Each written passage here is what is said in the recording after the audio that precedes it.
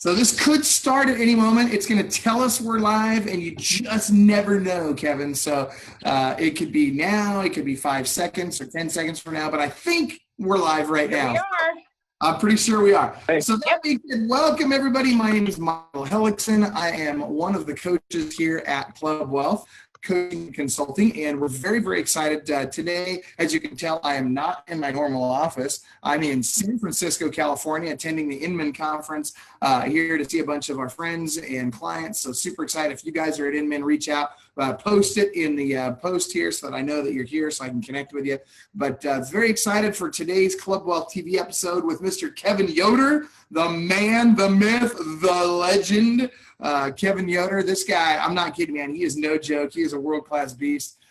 He is going to talk to us today about how he gets his listing appointments to come into the office so he doesn't have to go out to them.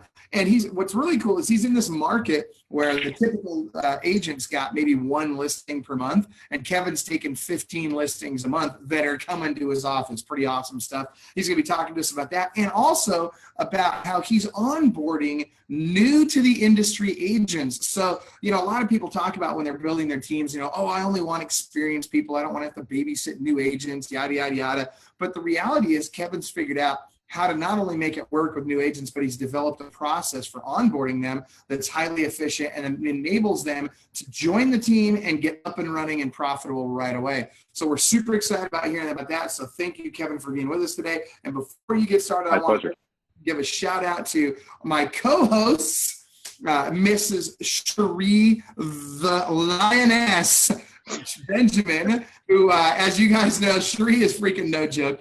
Excuse me, Cherie came to us about almost 2 years ago now, something like about right over around 2 years. It's been over 2 years now. Oh my gosh. But her first 6 months, I always like to tease her because her first 6 months in Club Wealth, she kind of dipped her toe in the water. It was her and an assistant. And she's like, I'm just going to see if I believe these guys. And then about 6 months into it, she's like, okay, this makes sense. I'm going to get engaged. And she got engaged, and she went out and she built the team. In the next 12 months, she built a 25-person team that did over 250 transactions that year. And this year is on track to break the 500 transaction mark with right around 30 agents. So rock star Cherie, thank you for being here. She's also one of our Club Wealth coaches, for those of you that didn't know that. And then, of course, we, have to have, if Warren Buffett is the Oracle of Omaha, then Brian Curtis is the sage of sales. I don't know. I will have to figure out exactly what that means. Maybe it's the Sultan of sales. I don't know. But Brian is the man, no matter how you slice it. He is ridiculous. Last year, doing over 330 transactions in a place called Bentonville, Arkansas, which is right next to Sagebrush.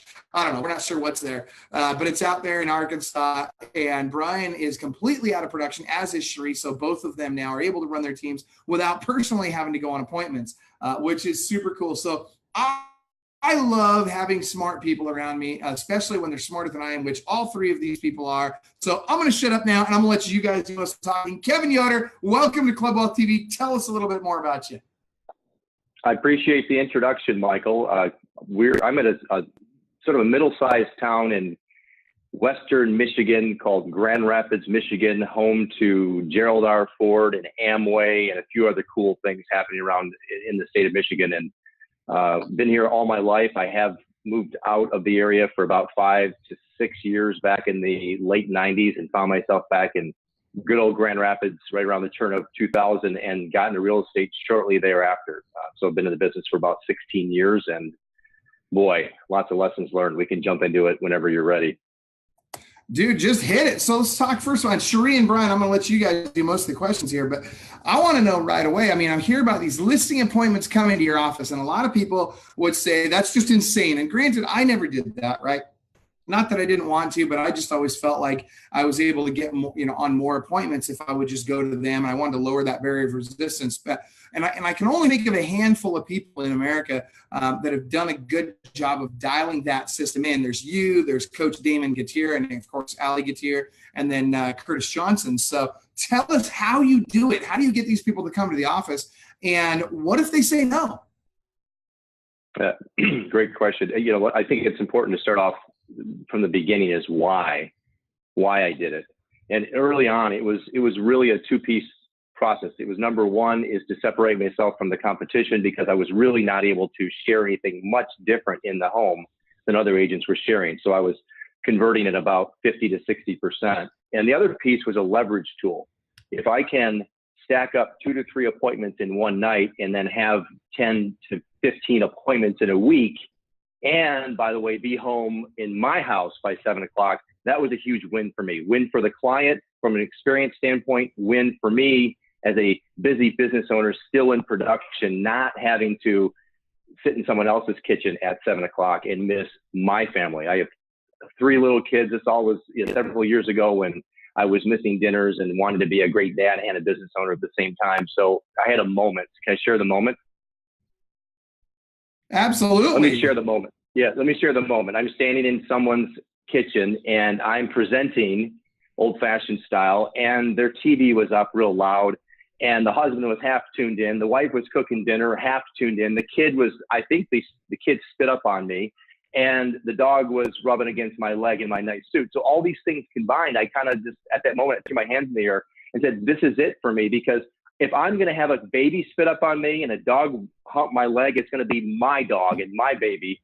And that was the moment for me. And I said, you know what? I heard other people talk about this, and I always dismissed it and said, you know what? It's too hard. I'm not going to do it. I literally went back to the office the next morning, walked up to my assistant and said, I'm not doing any more in-home listing appointments. She said, you're freaking crazy. How are you going to do that? I said, I don't know. I'm going to do it. So I scheduled a call with Curtis and a couple other guys that were doing it. And I took notes and then called them back afterwards and poked holes in the process. And I took more notes and poked holes in the process. And then I just did it. And I tried to schedule my first one and flopped. My second one flopped, but slightly better. My third one, starting to get a little bit better at this. And probably after attempting about 7 to 10 of these in-office appointments, it just became a natural part of our scripted dialogue process. That's the beginning part. And when you do something over and over and over and over again, as you know, you get really good at it. And that's where we are. We're about 5 years in on this process. Yeah, I think that's the first time on Club Wealth TV that we've received the official advice to never let another man's dog hump your leg. I'm pretty sure that's the first, but it does sound like solid advice. I mean, I got to assume that that's probably a good move to not let that happen. Kevin, can you talk a little bit about the holes that you had to fill? You said there were certain things. What were those mistakes that you were making early on? Right. It was, honestly, it's the hump. So someone calls in and they are, of course, expecting you to come to their home. And that's natural. And that's what they want. And we actually call it the turn in the script, where we're asking for all the details of the property on the inbound form. That's all nice. And you get to the part where you say, okay, now the next step is, and we call that the turn. And the turn is where you have to step up your level of energy and influence, because you're about ready to drop something on them that they're not prepared to hear. Come out to your house. That's what they're thinking.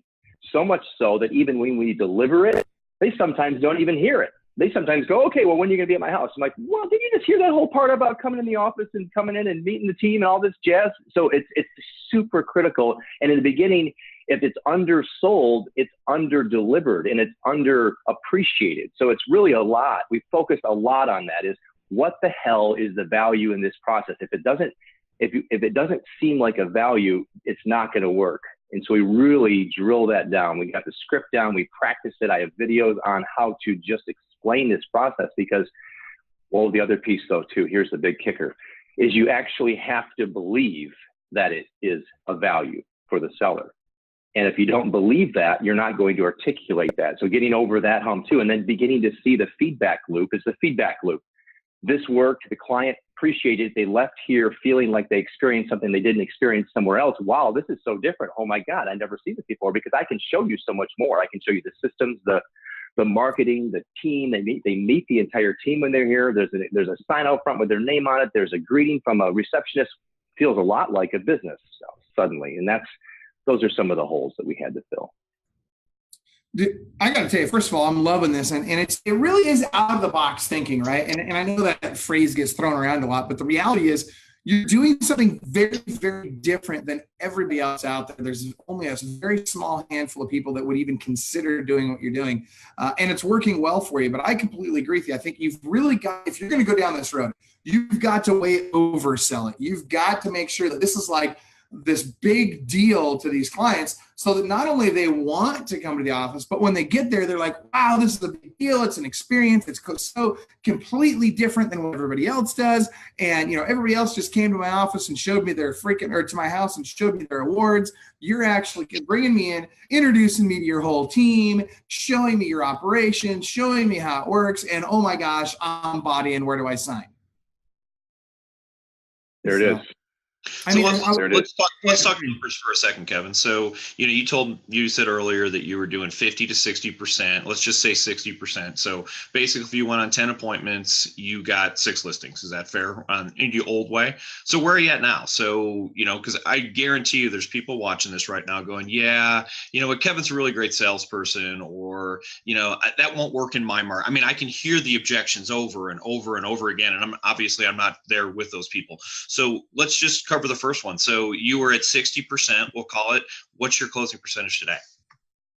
Sure. So now we have a different conversion, because in the initial way, the old way of doing it, I was always going to show up at their house, right? So that conversion point, unless I got in a car accident, was always 100%. But now we have a second conversion point, which is show up rate to the office. So that's a new wedge in there. That show up rate is critical, and we had to work on ways to improve that process so that we could guarantee to improve show up rate. Now, you always have fall off. You always have things going on. Suddenly the client's life is a part of the equation. The kids' schedules, the late at work, all that stuff that goes in, which would have positioned me in a driveway at 7 o'clock waiting for them to get home. Now I'm in my office waiting for someone to show up or not. So I'll take it all day long. But we're about 85% conversion from set to show up. And then from show up to signed, it's high. We're at 90%.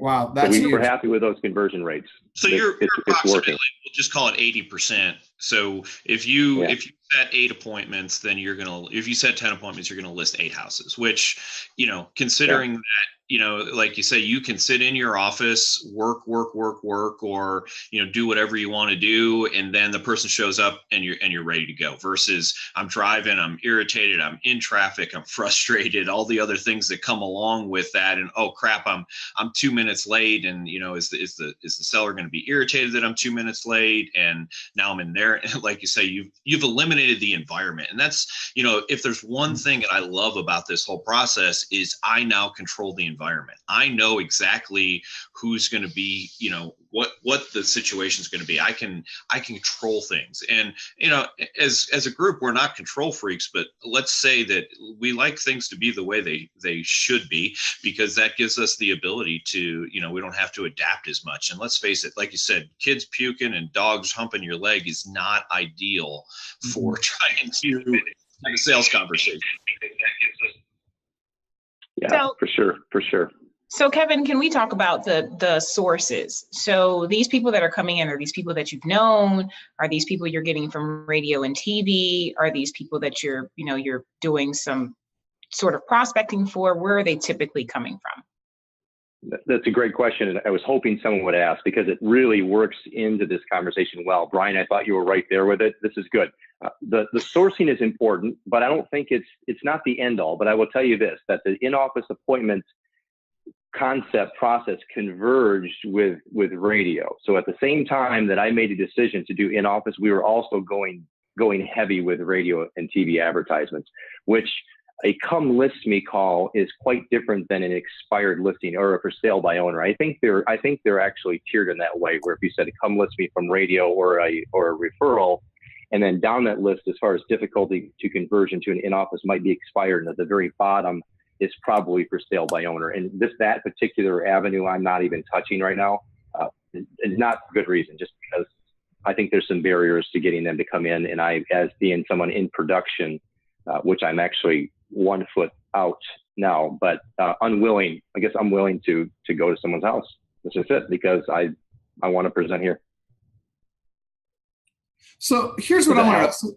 Yeah, what if they say no? What if you've got this appointment, you know, or you're on the phone with this person and you're trying to get them to come to the office and they're just like, yeah, no, pound sand, like I'm not coming to your office.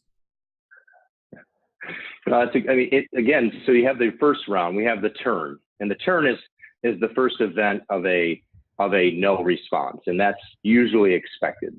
And for that, we just have simple responses. We explain things. Usually the no, I'm not coming in doesn't come in the form of no. That's probably, we've already identified it's going to be 5% of the population that outright just says no, and we can't change that. And then we have to ask the question is this our ideal client? We do firmly believe that our ideal client exists in this marketplace, and we'd rather play with them than we would with those that are not ideal, because it's going to, if you think about it, I always explain it this way. If you were to call a high-powered attorney in your town, someone who gets people off the hook, somebody that is high-powered and they get stuff done, I know I can't swear on this, so I'll keep it clean. But that person, you know what I'm talking about? Like, you know, the one that you're going to get off the hook, you're going to call their office. Are you telling me that you're going to actually question their process? They're going to say, here's the deal. This is how we do it. You come in, we sit down, we have a consultation. I'm going to do boom, boom, boom, and you're going to do boom, boom, boom. And if you don't do that, I'm not going to work with you. So for some reason, I don't know why or how, the real estate industry has been positioned in a different light so that suddenly we're not allowed to have those sort of conversations. But I believe that we should and could and can and do and will. And that's what this is really about. This is how we do it. You called me, and for a reason. And for that reason, here's how we do it. Here's our game plan. Here's our strategy. And for a brief little jaunt, you know, go out to dinner, come in like you would to the dentist's office or the doctor's office or your attorney or any other professional you'd come visit. I promise you, when you leave here, you're not going to regret coming in. And mostly the objection isn't necessarily about coming into the office, but it's mostly about misunderstanding our ability to price a home without getting eyeballs on the product. And that's something we just explained. So that's a great question, because there's another objection I hear in my head and other agents are saying right now is, so if I'm a seller and if I want to be, you know, the pain in the butt seller I'll be right now just for the sake of this conversation is, so there's no way my house is so unique. There's no way that you can value my house without coming and taking a look at it. How do you handle that objection? Yeah, that's good. I'm just going to show you a quick little diagram real quick. So this is how we explain it. Can you see that okay? I'm familiar with that diagram. I use it myself. Okay. Yeah, 60, 30, 10. So Mr. and Mrs. Seller, we know that already before we begin this conversation that 60% of the equation, which is location, is already handled. We know where you live, right? They can't disagree with that. Okay. And then, by the way, we just spent the last 20 minutes asking you bedroom bath combination, square footage, and any acreage. Those three components will drive value on an appraisal report, because price per square foot, acreage, and bedroom bath combination all drive value, and they can articulate that through an appraisal process. The top of the pyramid is 10%. That's really the amenity piece. We have 90% of the equation handled. And also, by the way, a lot of people like to take that 10% and put it down here and say that their super nice, fluffy duffy, whatever it is going to drive the value up through the next bracket, but it's truly not. So we can handle 90% of this before we even talk about anything else. But then I just asked you a bunch of questions about your quartz or your granite. So I'm pretty clear on the quality of your home. We agree you have a top-notch property, and for that reason, we're going to push it up the top of its bracket. Fair enough? Sounds fair. All right. So occasionally you have a home that two things.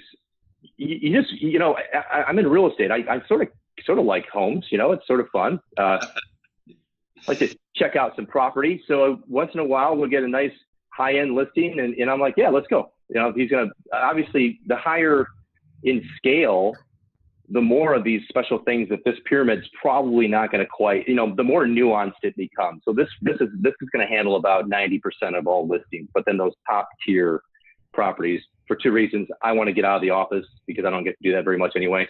And it's more of an ego thing. Like they think their home is better than anyone else's, and it's important that you show them that. So walking through it, and ultimately, here's the deal. I'll tell you this. This is the truth of the matter. It doesn't change the outcome. In other words, I don't get out to the house and go, oh God, I didn't get that koi pond. Let's just add an extra 20 grand on it. That never happens. And the other piece is that those that I go out to and I bend on, I usually don't list it on the first call, and usually they are just a little bit more high maintenance than I want to deal with, and I don't list it anyway. So there's that weird little piece in there, and that may be me causing that final outcome through my thought process, but we can deal with that one later. Sounds like a coaching issue. Okay. Yeah. It might. A different call though. A different call. Okay. So let's talk a little bit about this, and I think it's a really, again, I have a little bit of insight. Obviously, you and I have talked about this at length and what the process looks like, and I'm not asking you to give away any super secrets here and share your stuff exactly, but so I'm the seller, and I come into your office. What do I do? So what does that look like? What is the process? So I'm going to shake the director of first impressions hand, and then what happens? Sure. A simple sit down. You fill out a survey in the lobby. You're given a beverage, anything you want. We have obviously a whole array of beverages here. We used to do customized things, and that just began to be like an ongoing vending machine issue. So we stopped that. But it's sitting down and filling out a brief survey. It's just a seller survey. We call it a seller survey, which then gives us insight, the listing agent insight, when we finally sit down with them face to face, of their disc profile and a few other things that we're going to need to know about in order to serve them at the highest level possible. And then they go into the conference room, and a video rolls. It's just a video we put together which articulates the listing process, which is essentially it's the listing presentation. And we talk about a high level of leverage where it's a person clicking through a slideshow over and over and over and over and over again. And I'm human like anybody else. My biggest fear was that I'd hire a listing agent, and the fact that they're tired at 7 o'clock at night is going to impact that conversion. I'm the same way. After 2 appointments, the third one, I'm like, yeah, anyway, here's the deal, and there's a virtual tour, and here's sign here. You know what I mean? So putting it in video really captures the essence of it. You spend some money on it. You just bullet all the key components, show them the team, show them the virtual tours, and they can see it. I heard, I think it was Cardone who said, anytime you can explain something, if you could show them, it's going to have more impact. And I spent a lot of time talking about drone cinematography, and they'd look at me like, drone what? Like, oh, it's cool. The thing flies over your house. I put my arms in the air like an idiot, and then they look at me, and it's half received. So let me just show you this thing. And that's what we do. And after that, we walk through the pricing model and agree on a price. And if it makes sense that we're going to work together, we do. And then we schedule a time for them for our market prep specialist. We used to call it staging, but staging freaks people out. They think we're going to come in and flip furniture around. So we just call it market prep specialist. So Alyssa she's actually trained in that, but she's also a photographer. So she goes in, does a walkthrough room by room, takes notes on what needs to get done. And then she goes back later on, and she's the accountability person for that process, which then makes sure that they complete the homework. Let's call it homework. We also do a lot of pre-inspections, which means we've worked on a discount with an local inspector who does pre-inspections for about $200. He'll go through the home and do basically a full inspection, and then the seller can work on that both lists. One's like the fluffy moving furniture around, decluttering piece, while the other stuff's going on as well, which is the stuff they uncovered during the inspections as well. So that way when we go to market, we know we've got the base level stuff, which is the staging, and also if there's anything major that's going on at the house, we want to make sure that the seller is repaired in advance.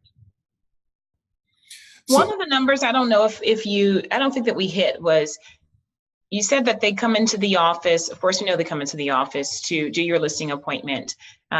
What's the percentage that you would say sign the first time?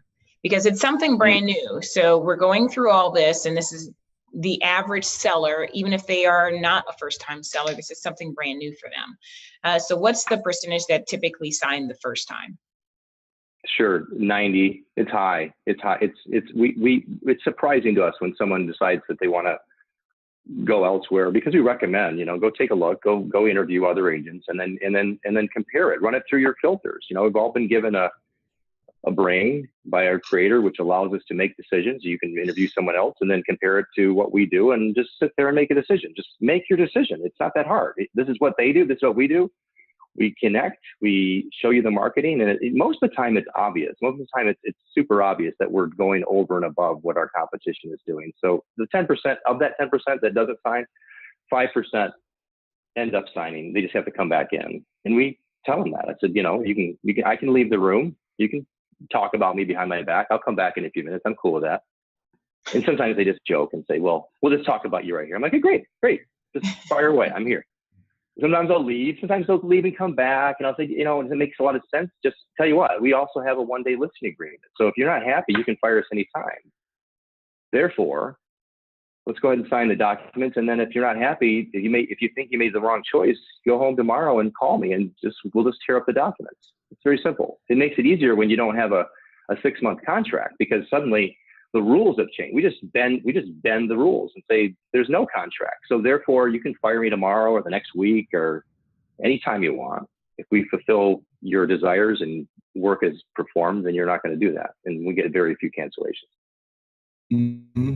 I love it. Okay, so now I want to back up to my original question of what about those guys that are like, screw you, I'm not coming to your office? Like, does anybody really press it that far? And are you willing to say, no, if you're not coming to my office, I'm not doing your appointment? Or will you go out there and list it anyway? Yeah, the answer is it depends. If it's screw you, I'm not coming to your office, and they're also an outlier geographically speaking, well, screw you, I'm not coming to your house. If it's not screw you, but it's more like, hey, here's the thing. I understand. This is usually how it goes, right? I understand your process. I'm a system. Usually it's this version. I own a business myself. I'm a process system guy. I bet you have all sorts of cool things that you do that you could really show us. And I appreciate all that. I value customer service. I value world class. At the same time, I got some stuff.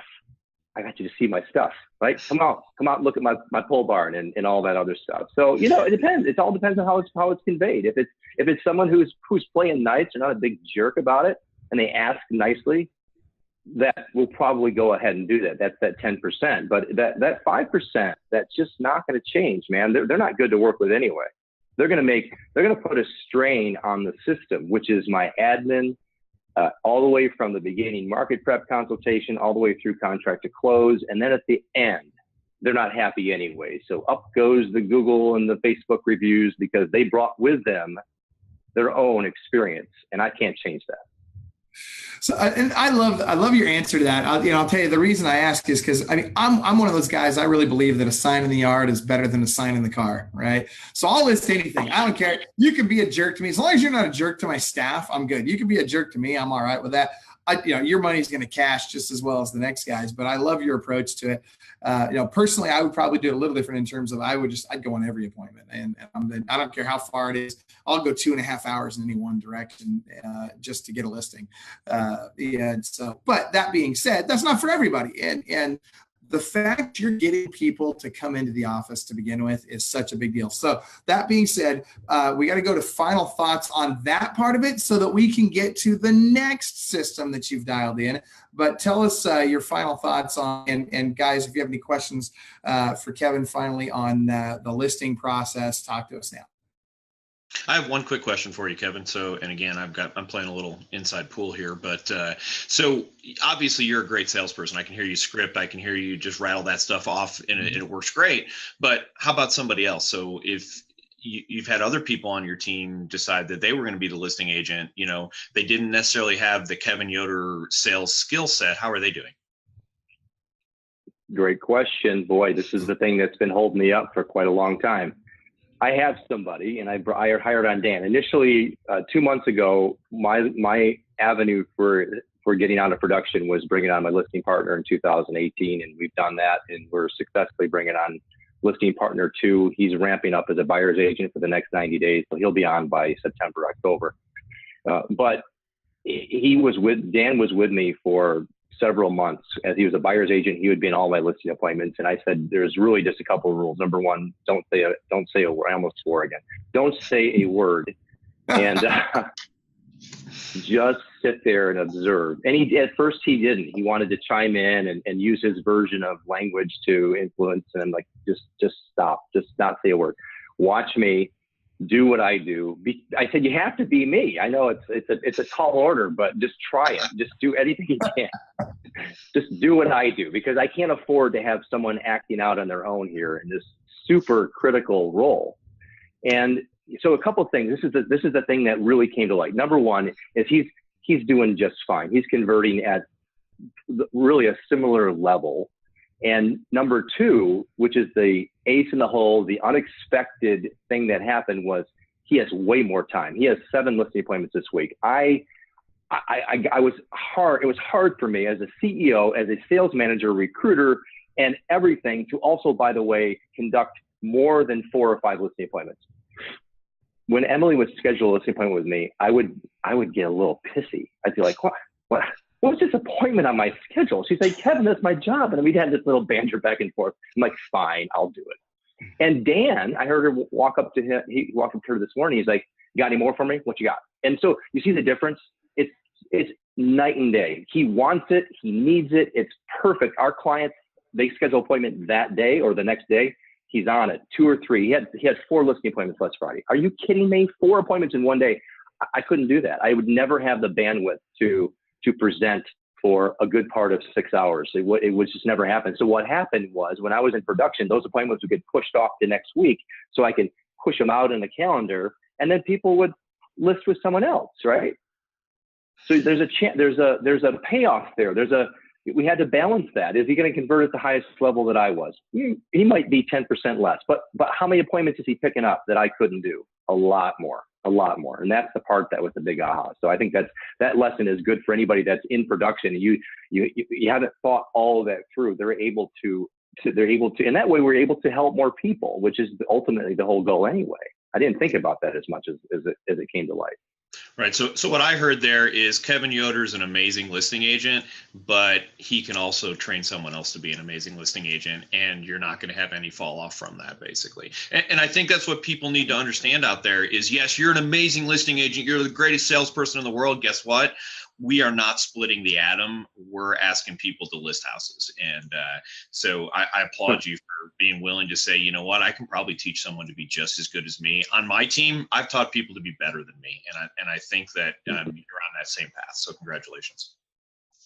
Yeah, thank you. And I'm completely okay with that. I always tell my team, I say, I'm okay with falling to the background of this thing. I don't need to be the linchpin, because I became the linchpin. I'm on a vacation. I'm the only one in this whole damn building that can lift a house. It's just ludicrous, just crazy. My wife looked at me once. She's like, wait a minute, you have 4 salespeople and 5 admin, and why are you the only one that lists homes? I said, God, I don't know. What is wrong with me? So anyway. They're smarter than us a lot of times, aren't they? Well, they are. Bring her in. Here's the truth about it too. Great leaders, as Kevin and Brian and Shree all are, great leaders are humble. Right? And great leaders understand that their job is not to be the best at everything. Their job is to empower the people around them to be the best they can be, to give them the tools, the systems, the technology, everything they need, the support, all the things they need to be the very best at what they do, and then get that out of their way. And that's how you succeed as a leader. It's not by, hey, I'm going to do everything and you guys are going to make it so that I can, do everything I do best. You all work for me. No, that's not how it is. I work for you. That's what a good leader says. And I hear that coming out in what you guys are saying over and over and over again. So thank you for that. All right. Good stuff. Anything else on the listing process? Coach Shree, Coach Brian, Kevin, anybody? No. Okay. So let's switch gears. I'm excited about this next part. I want to talk about your process for onboarding new to industry agents. And before we talk about that, I want to give a shout out to our sponsor for Club Wealth TV, which is WiseHire. And WiseHire does a great job. We use WiseHire in our business. And it's funny, WiseHire, what they do is they run all your ads for you, they put them through a process and a funnel to get you down to some great candidates. It's affordable. It's like a couple $100 a month. But what's really nice about it is it puts part of your onboarding, not all of it, but definitely put part of your onboarding process on autopilot, and it helps you to have a consistent pipeline of people to talk with. Now, you're not going to recruit 20 agents a month out of WiseHire, but you know what? If you get 1 a month, fantastic, right? That's 1 a month you didn't have. And when I pay a couple $100 a month for a new recruit each month, absolutely all day long. So Kevin, talk to us first of all about why in the world would you bring on new to industry agents I mean, by the way, I agree with you. I love it. I'm just saying it this way because so many agents think it's insane. And why would I want to train all these people and spend all this time with them when I could just hire somebody who's already in the business? Sure. I think that at the heart of that, you have really two camps, two schools of thought. One is if someone's already licensed and they've already been selling real estate, the barrier of getting into production and selling homes for you is obviously a lot lower.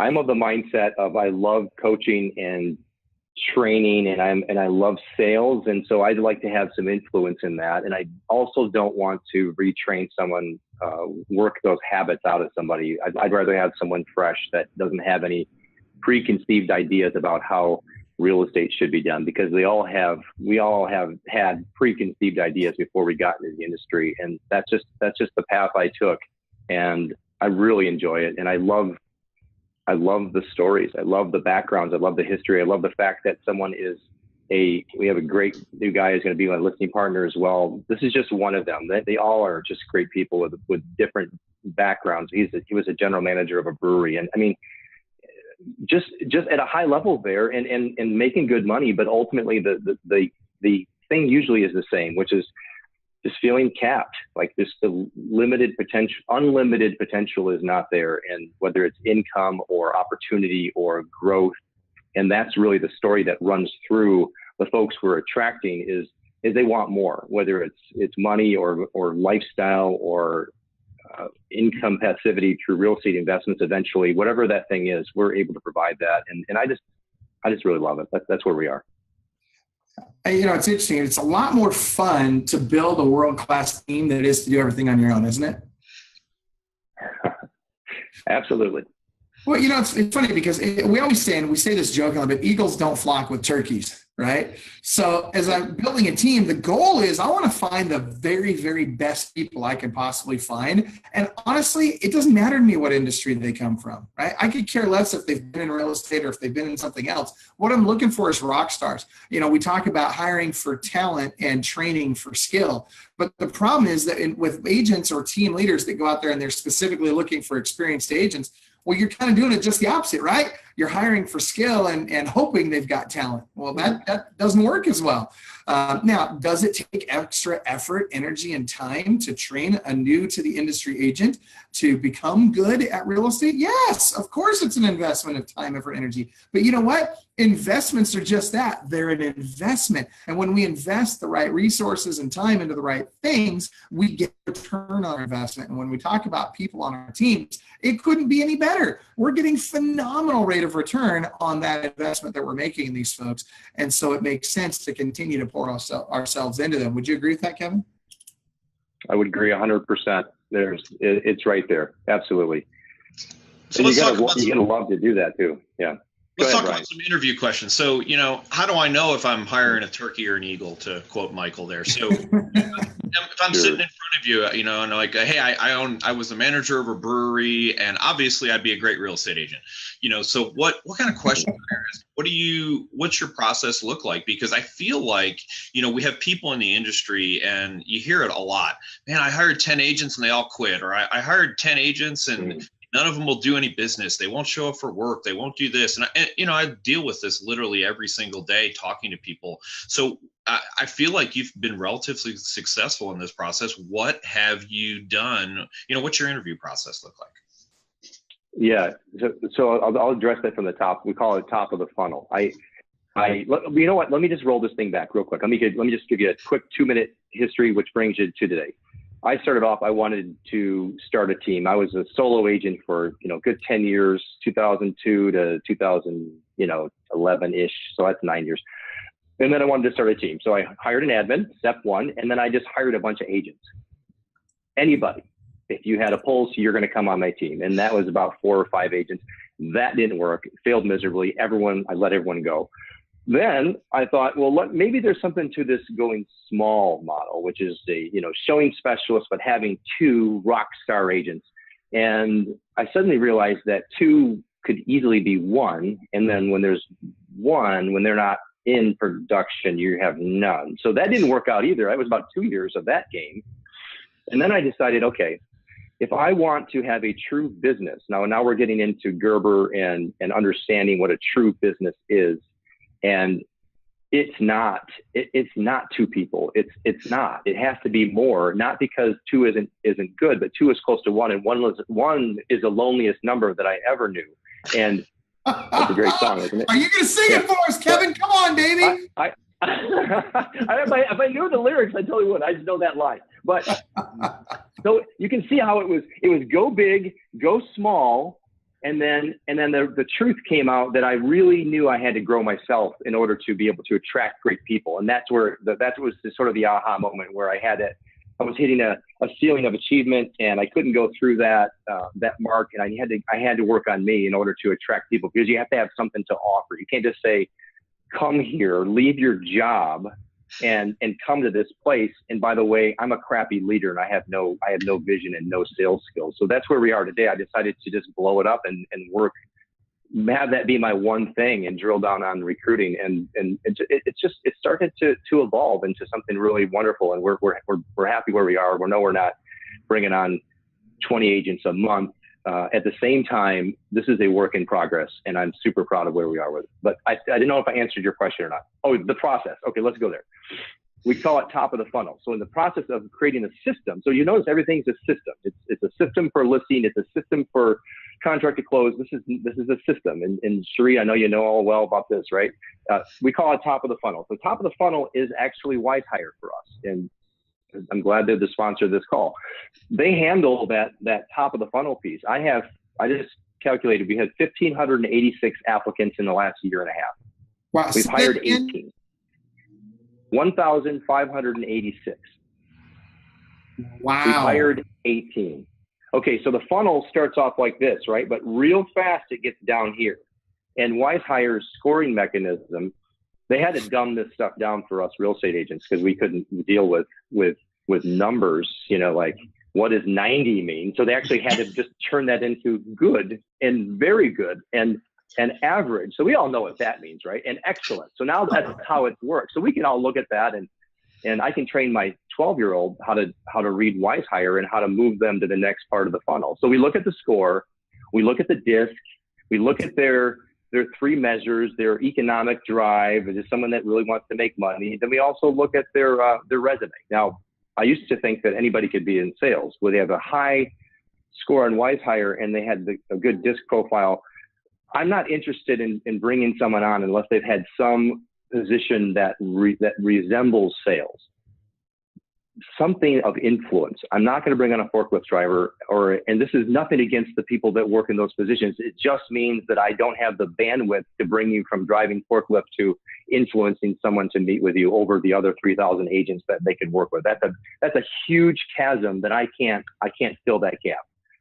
Some sales skills, restaurant, it's okay. We can do that stuff. Wireless sales, any sort of sales background, customer service, we're leaning on that, a little bit less away from it, but that's what we've evolved into, is just making sure their background is a little bit sales-like. And then they move on to the next step, which is we actually run them through another filter, which is another measure.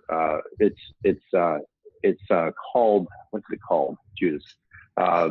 Anyway, it gives us another score, which, okay, let me just give you an example. So with WiseHire tests for extrinsic motivations, this one really tests for intrinsic. So now we're actually taking that salesperson that has a predisposition towards sales, and we're really pressing down on it, saying, okay, if the extrinsic motivation goes away, such as the boat or the house that you're looking to go after, when you wake up in the morning after you have those things, are you still going to hustle? Is it in you? Is it in you to do that? Or is it because you got the thing you wanted, that's gone, and now you stop hustling? So that's what this next measure gives us. And it takes the funnel from here to here. Now it's down to this. You can see that? Now, if they pass that one with an average score or higher, they move on to a video interview process. We use another technology for that. And the video technology, the interview poses 8 questions to them, which they then need to respond to, and then we can rate their answers collectively. And if they pass that step, then they're allowed to move on to what we call a face-to-face computer interview, similar to what we'd be doing here. And I have a series of questions I ask them there. If they make it past that stage, we invite them to an in-office appointment for another interview, which is me asking a series of sales-related questions and really digging into their background. If they make it past that step, then we're talking about the next level, which I think that's 6 in, is sort of an expectations piece. Here's what's expected. Here's the compensation. Here are the splits. Here's the ideal weekly schedule. Here's what this really looks like. Is this something you think you can do or want to still participate in? If the answer is yes, great. Go home, talk to people that you love, that love you, and tell them what you're about ready to do, and then call me back tomorrow and let me know it's for sure what you want to do. And then, of course, if it is, we send them an offer letter with the references they need to fill out, and it's all pending good results there. And then we set them up for the next class. We're going to have one new agent training per month, and usually it's around the 3rd week of the month. And we had 5 new agents go in July or June, 3rd part of June, and we're going to have 3 or 4 coming in next week. And so this 6-step process. Of those 5, how many came through? Say that again. You put 5 in training. How many of those made it through training and became full-fledged members of the team? Oh, they're all in. Yeah. In fact, we put them in through training. They're going through the name's evolving. I sort of call it Yoder University or, Yoder Fast Track program, but it's online. And then there's also, I'm spending time with them. So they're doing the online training, which walks them through the basics of real estate, MLS, lead conversion, FirePoint, converting a call, new buyer appointment, mindset, law of attraction, wealth creation. And at the very end, they have to pass new buyer appointment certification, script certification, sign call certification, and they have to get through me to get there. So we had one this morning, and we have a scoring mechanism, and you got to hit the points. And if you don't hit the points, you're not on calls. So he was close, but now I'm assuming those things are in the download that you sent to Tara that we've got on the website there, clubwealth.com/Kevin Yoder. That's Yoder. So those of you that have not been there, go ahead and get that on the website. And don't forget, you can watch this podcast at clubwealth.com/TV. It'll be on and available for the podcast here in about a week to 2 weeks. Sure, go ahead.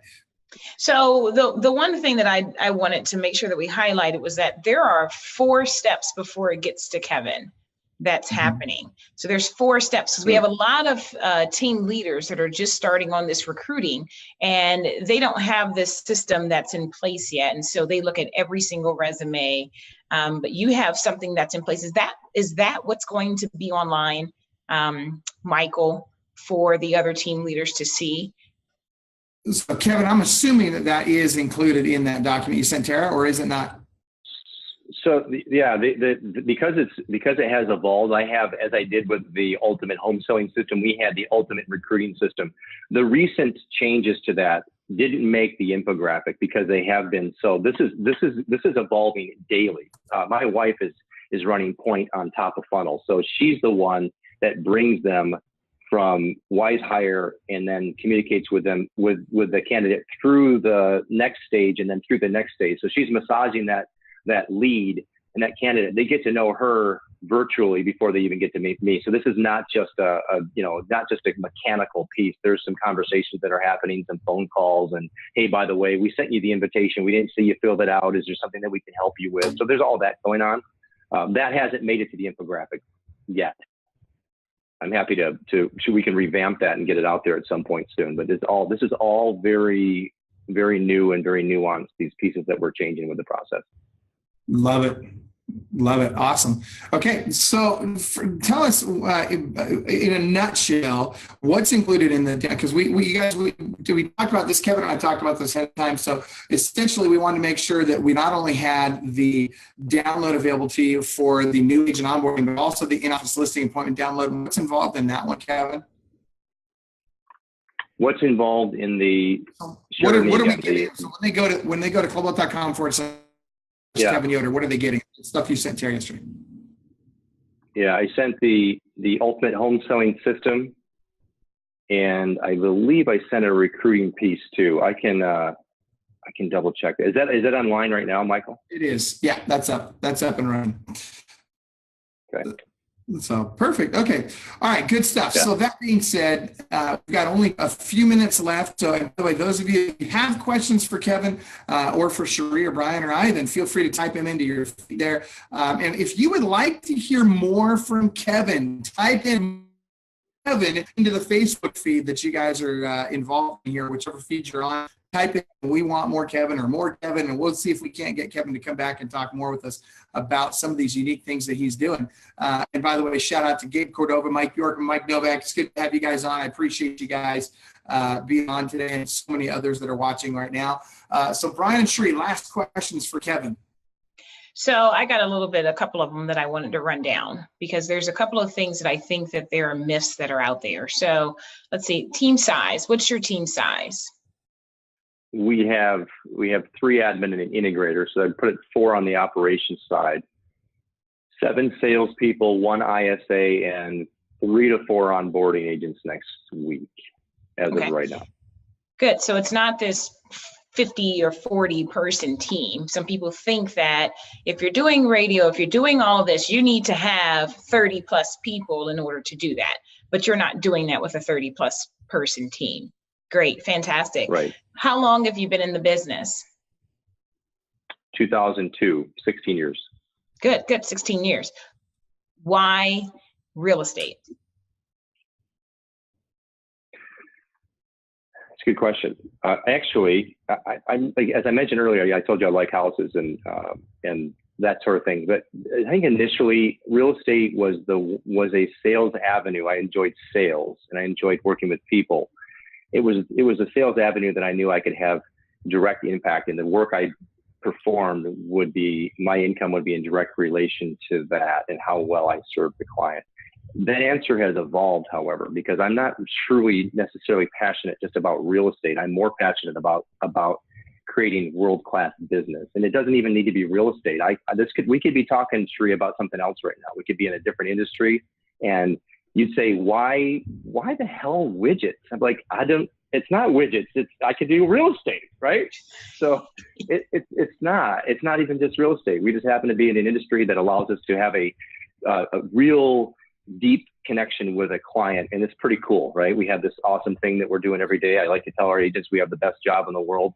I think we can have an impact in other industries and do this thing, and maybe even better, given technological breakthroughs in other industries that we just haven't seen yet. I think people apply some pretty cool stuff that allow them to have more forward thinking than what we have. And I don't know, I've been doing it for 16 years, so maybe I'm a slow learner, but I'm figuring this thing out. I'm really enjoying the path that I'm on right now.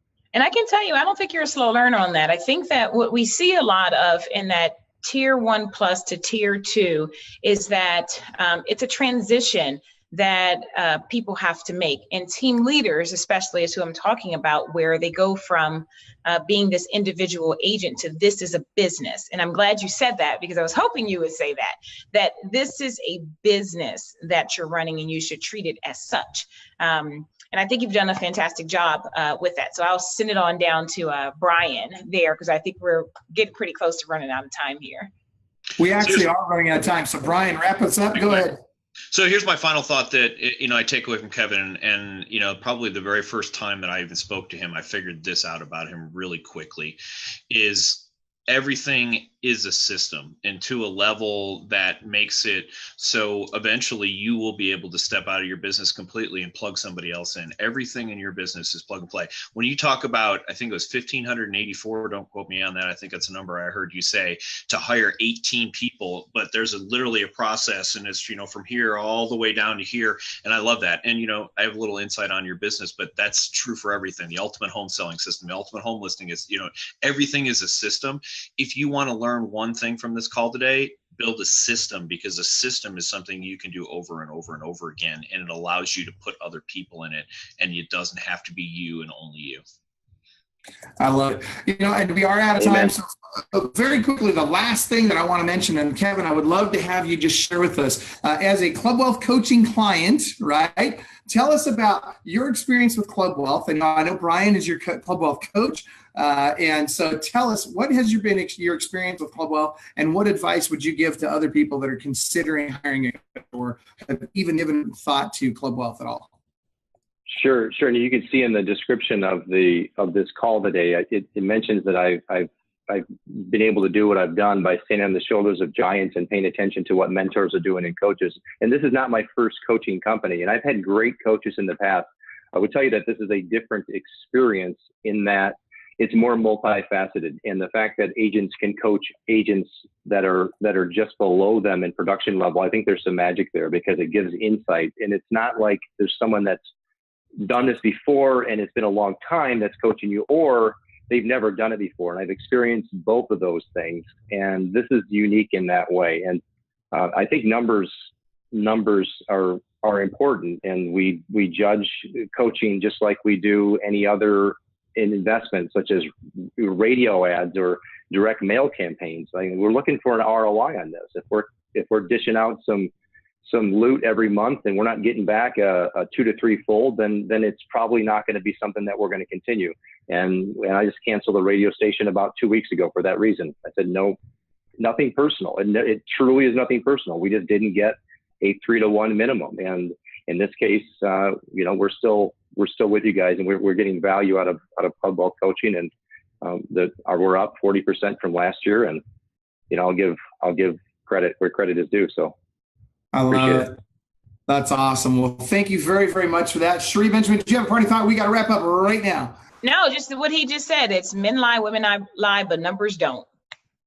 I love it. That's awesome. All right. Well, everybody, thank you so much for watching. We got to jump on our coaches call right now with 60 plus Club Wealth coaches. And so we're going to bail, but thank you so much for watching. And remember, inside each one of you is a world-class beast just dying to get out. You can have an experience like Yoder. You just got to decide it's time to be world-class. Pick something to be world-class at and go make it happen today. Thanks so much, you guys. Have a great day.